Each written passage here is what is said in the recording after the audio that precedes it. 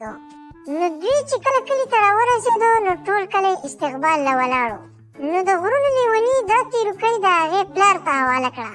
نو پلار د ماشومانو په شان لاسونه وال او یس یسې کول او تیروکۍ لورې خپل پلار ته ټوله قصه وکړه چې څنګه د غرونو لیوني د هغه پشمیني چوړیل نه په وهلو څپلۍ جوړه کړه او زه یې ترې راخلاصه کړم.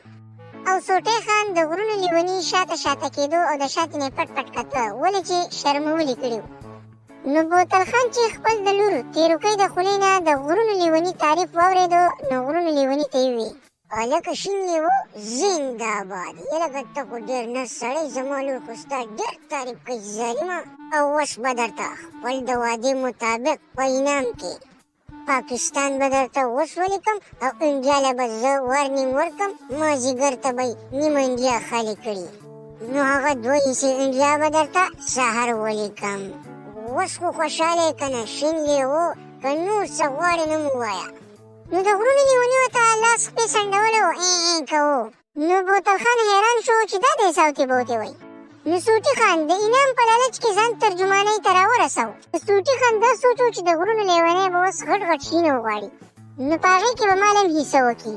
نو په دې کې غرونو لیوني یو پر لاس کته بره کړو. نو سوټی خان ډېر بې سوره شو او شپېلې ودرېد. نو خان ترې تپوس وکړو چې دا دی څه وایي.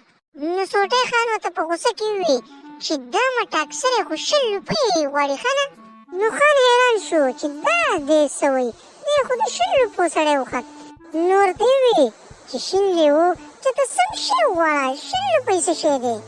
نو شین لیوه وویل چې قسم دی که 1 روپۍ سیوه والم یا 1 روپۍ کمه والم ما د سوټي خان سره په 20 روپۍ خبره کړله وروره. که دغه راکې ښه که نه ما درته دغه هم بخل دي. خان د غرونو لیونی خپل بنګلې ته راوستو او 20 روپۍ وله ورکړې او حیران حیران یې ورته کتل چې زه وله 2 ملکونه ورکوم او دی په 20 روپو پورې دا تشپاڼې نښتی دی.